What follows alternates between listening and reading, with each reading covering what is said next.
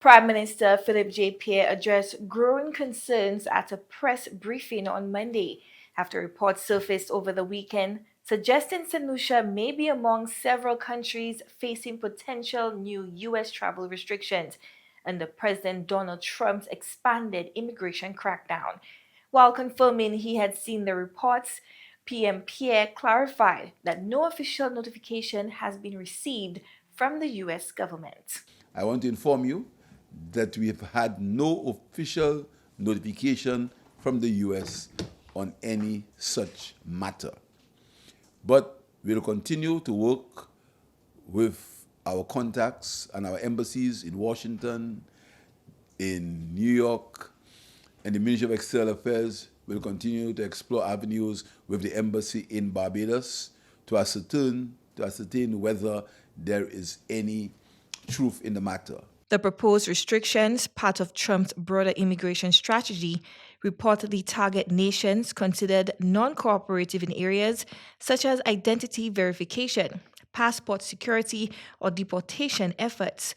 A diplomatic cable signed by U.S. Secretary of State Marco Rubio outlined concerns, including visa overstays and insufficient counterterrorism collaboration. However, not all issues apply uniformly to every listed country. We will remain engaged. The U.S. have been our friends. We continue to maintain a very high level of diplomatic engagement. We continue to work with the U.S. So we are monitoring the situation, and the public of Saint Lucia will be involved. We will always speak the truth and tell them the exact nature of the story if there is any truth in it. But we've had no official notification from Washington or from the U.S. of any such listing. Prime Minister Pierre emphasized Saint Lucia's dedication to maintaining strong diplomatic relations with the United States, a long-standing ally. He assured the public that the government is closely monitoring the situation and will provide updates as necessary. All the issues in Saint Lucia raised by one individual joined the opposition, and they created these issues. We've been in constant negotiations, discussions with the Americans, discussions with the Europeans on our CIP program.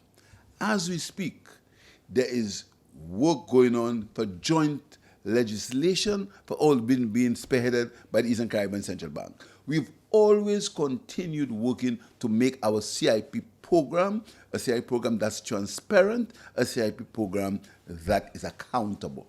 The Prime Minister highlighted ongoing diplomatic talks with U.S. officials, noting that during recent discussions with Secretary Rubio, the blacklist was not mentioned. He dismissed the allegations as politically motivated, linking them to opposition efforts aimed at undermining the Citizenship by Investment program. He reaffirmed the government's commitment to transparency and compliance with international standards, including those set by the European Union. The changes in the CI program were not done by us. It was done by them. That is a fact. You will hear a lot of noise and propaganda and misinformation and mistruths. That is a fact. But we are willing to trim our program in terms of making it acceptable, because we understand the economic benefits of the CIP program. So I want to assure the people of Saint Lucia that our government will do nothing to jeopardize the CIP program, or nothing to jeopardize the transparency in the program. But we were not the ones who caused the changes in the CIP program. The Prime Minister also stated that Saint Lucia has never been involved in any scandals related to its passport or CIP. Chloe Dantes, NBC Prime.